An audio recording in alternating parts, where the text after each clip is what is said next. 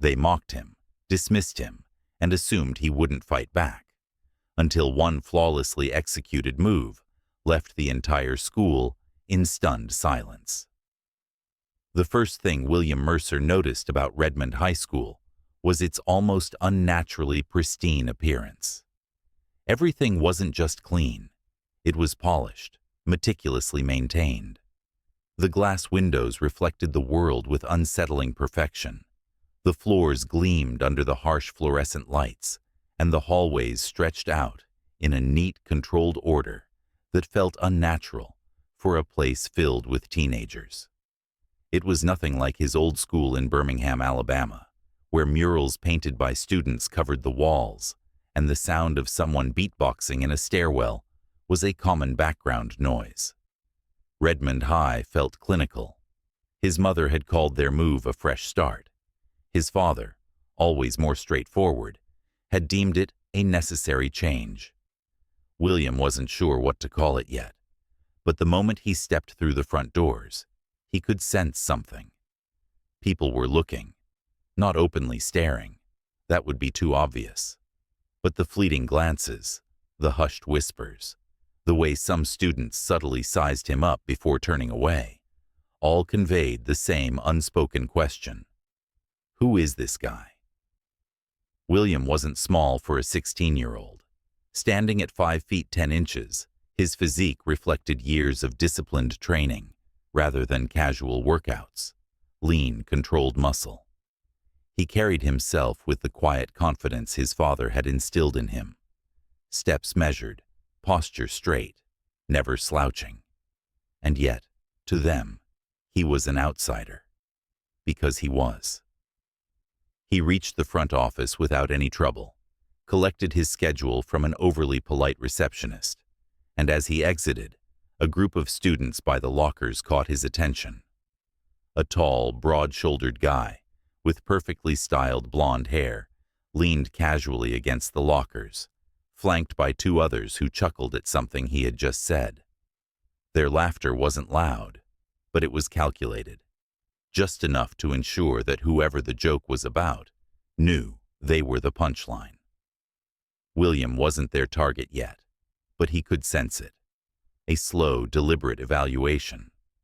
The blonde guy, Ryan Callowell, according to the class roster William had scanned earlier, sent him a look that wasn't outright hostile, but was far from welcoming. It was the kind of assessing glance someone gave when deciding whether to turn you into a problem. William had seen it before.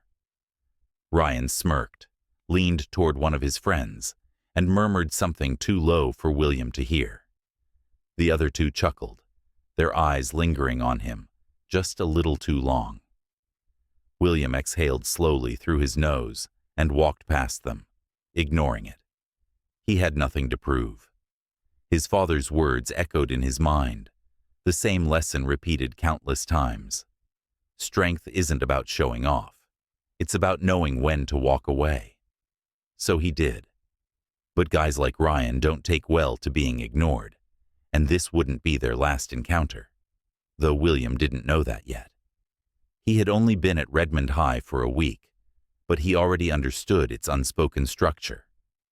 The school operated on an invisible hierarchy. The athletes held power, the wealthy kids acted like royalty, and everyone else learned to exist without drawing too much attention. William fell somewhere in between.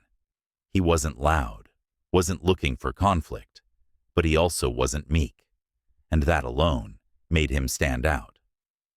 People like Ryan thrived on easy targets, students who shrank back, laughed nervously at insults, or didn't know how to respond. William wasn't one of those kids, but Ryan was intent on making him one. It started small. A deliberate shoulder bump in the hallway, a muttered, "Watch where you're going," just loud enough for William to hear. A notebook conveniently knocked off his desk. In history class, Ryan would smirk afterward, as if testing something, waiting for a reaction. William gave him nothing. Then came the comments. "Didn't know they let kids from the hood in here." "Mercer, you ever think about trying out for football? I mean, You people are good at that, right? Man, you're quiet. No smart comebacks? I thought you guys were supposed to be funny. Ryan never said anything outright in front of a teacher. His words were always delivered just low enough that they could be brushed off as jokes, just subtle enough that if confronted, he could feign innocence.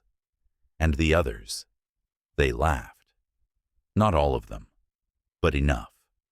Enough to make William's hands clench into fists beneath his desk. He considered telling his dad, but he already knew the response. Handle it with discipline.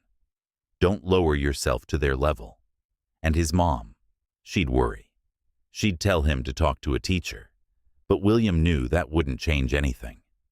The school wouldn't punish one of its prized athletes over something they couldn't prove. William handled it the way he always had, by ignoring it. At least, that was the plan, until one moment changed everything. It was Friday lunch period. William had just sat down with his tray, focused on his own business, when a shadow loomed over his table. Ryan stood there, Zach and Brandon, his usual entourage, flanking him. Grinning loud enough for nearby students to hear, Ryan said, "Man, I've been wondering why you don't talk much, Mercer. Cat got your tongue?" William didn't respond. He took a slow, deliberate bite of his food. That silence wasn't the answer Ryan wanted. With a smirk, he grabbed the apple from William's tray and tossed it across the cafeteria, where it landed with a dull thud near the drink station. A few heads turned, students waiting to see what would happen next. William carefully set down his fork. He looked up, meeting Ryan's eyes for the first time that week. Ryan mistook his silence for fear, and that's when he made his biggest mistake. He shoved William's shoulder, hard, loud enough for the impact to echo across the room. "Come on, Mercer," he taunted. "Do something." William inhaled deeply. His muscles were already coiled, controlled, and this time he didn't walk away. The cafeteria fell still. Conversations cut off mid-sentence. The scrape of plastic trays against tables stopped. Even the lunch staff behind the counter froze, watching from a distance. Ryan Callowell had just shoved William Mercer in front of everyone, and now everyone was waiting to see what would happen next. William sat motionless, his mind already calculating. His father's words echoed in his head. "You don't fight with anger. You fight with control." Slowly, he pushed his chair back and stood up. No rush, no panic. Every movement measured, effortless, like a man stretching before a workout. Ryan's smirk widened. "Oh, we got a tough guy," he said, glancing at his friends.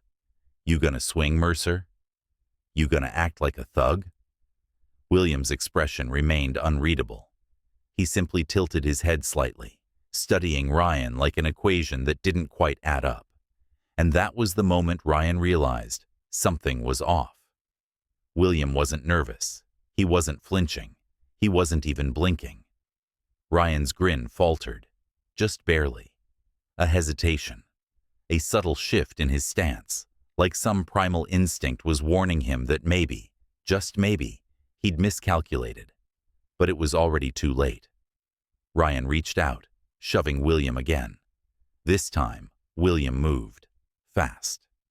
Before Ryan's arms could fully extend, William's left hand shot up, seizing Ryan's wrist in a seamless motion. His right hand followed, clamping onto Ryan's elbow, quick, controlled. Then, with almost no effort, William pivoted ever so slightly, using Ryan's own momentum against him.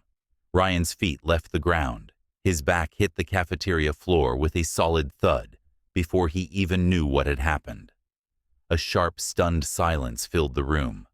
Ryan gasped, dazed, sprawled on the cold tile. His hands scrambled for balance as he sat up, eyes wide, bewildered.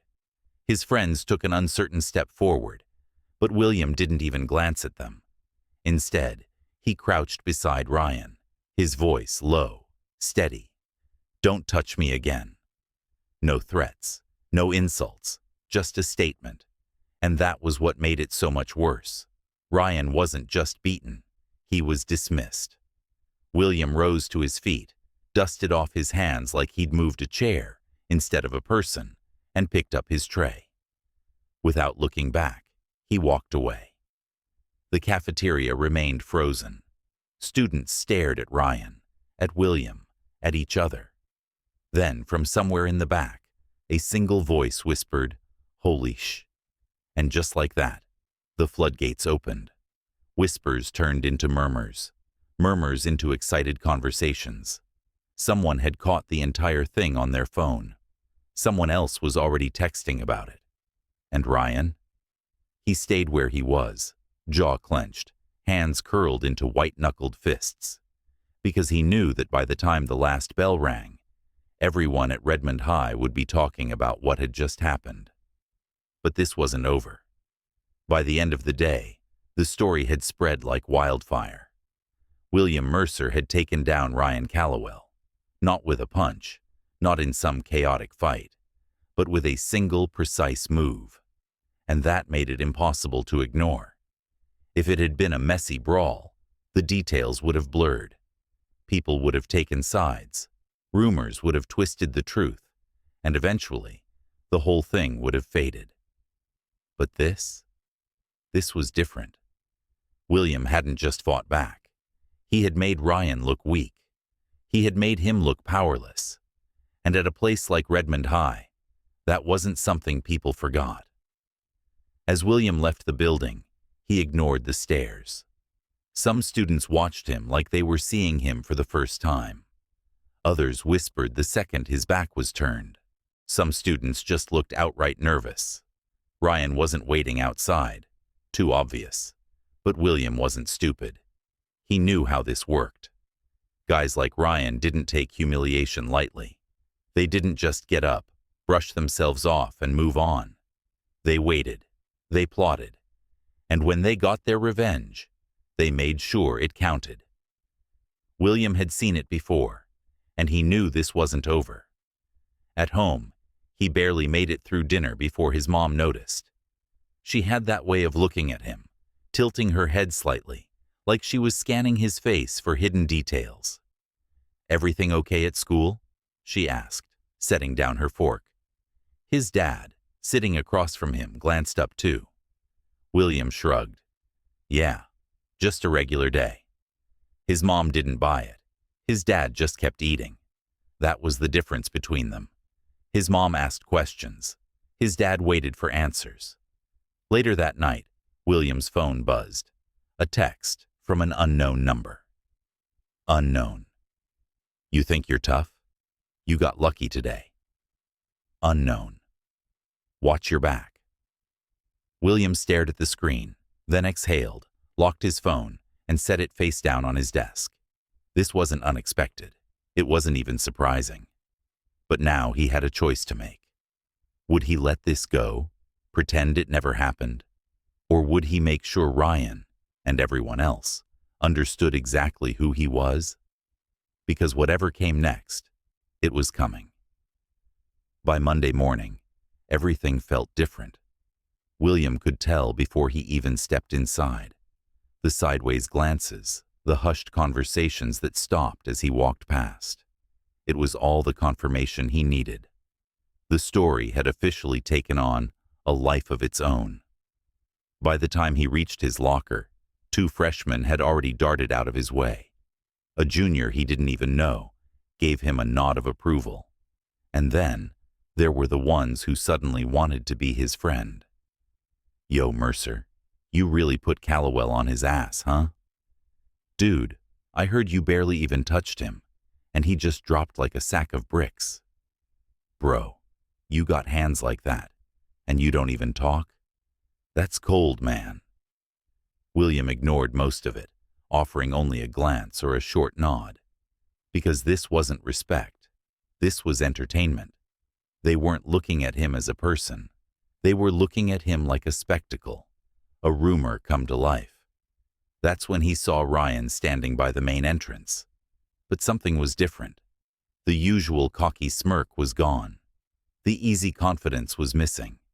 Instead, Ryan stood stiff, his fists clenched at his sides. He wasn't alone. Zach and Brandon flanked him, just like always. But now they weren't laughing. Ryan met William's gaze for half a second, then looked away. William almost smirked. Almost. But he knew better than to think Ryan had given up. Guys like him didn't just accept a loss. They waited for a rematch. Lunch was worse. William could feel it before he even sat down. The air was thick with expectation. People watched him like they were waiting for something to happen, like they thought Ryan might storm across the cafeteria for round 2. But Ryan wasn't even there. His usual table sat empty. William had just started eating when someone sat across from him. Not one of Ryan's guys. A girl. Ava Sinclair. She wasn't someone he had spoken to before, but he knew who she was. Smart, confident, never the type to follow the crowd. She set her drink down and studied him for a second. Then she said, "You know you didn't just beat Ryan. You humiliated him." William took a bite of his food, chewed, swallowed. He picked the fight. Ava smirked. "Yeah, but you ended it. That's worse for him." William didn't respond. She leaned forward slightly. "Look, just be careful. Ryan's dad is on the school board. You think he's gonna let this slide?" William met her gaze, steady, unfazed. "Does it look like I care?" Ava exhaled, shaking her head. "You should." She stood up, picking up her tray. "Just watch your back." She walked away. And for the first time since Friday, William felt something he hadn't before. Not anger, not annoyance. Curiosity. Because whatever was coming next, it wasn't going to be another cafeteria fight. By Wednesday, the energy at Redmond High had shifted again. Ryan Callowell wasn't just avoiding William. He was erasing him. No more comments, no more smug glances, no more games. Nothing. For some guys, that would have been enough. William had won. Wasn't that the point? But something still felt off. And that feeling only grew stronger when Ava found him after the last period. She didn't waste time. "Ryan's dad is trying to get you expelled." William barely reacted. Ava scoffed. They didn't need a reason. Ryan's dad was claiming William attacked Ryan without provocation, pulling strings to make the accusation stick. William wasn't surprised. He had seen this before. Different place, same script. A white kid starts something, a black kid finishes it, and suddenly, the rules don't apply the same way. He ran a hand over his face, inhaling slowly. "So what do I do?" Ava hesitated, then said, "Fight back." Not with fists, with proof. That night, William got to work. By morning, he had everything he needed. Screenshots of texts, footage of the cafeteria fight, the full clip, not just the takedown, and witnesses willing to back him up. When he walked into school, he wasn't alone. Ava was with him. So were 2 other students, kids he barely knew before all this. But they knew the truth, and that was enough. Together, they marched straight to the principal's office. By the time the meeting ended, Ryan's dad didn't get what he wanted. William wasn't expelled. He wasn't suspended. Nothing stuck, because the truth wasn't just on his side. It was undeniable. Ryan didn't return to school for the rest of the week, and when he finally did, he wasn't the same. Quieter, less confident. He kept his head down, his voice lower. He wasn't afraid of William, but he understood now. William hadn't just beaten him in a fight. He had beaten him where it really mattered. And that's what people remembered. William never asked for respect. He never asked for attention. He just wanted to exist, without being tested, without being challenged, without constantly having to prove himself. But the reality was, some people only learn through consequences. And when you finally show them what you're capable of, they never forget. Sometimes, standing your ground isn't about throwing a punch. It's about making sure the truth is louder than the lies. If this story resonated with you, hit subscribe and let us know in the comments. Have you ever had to prove yourself when you shouldn't have had to?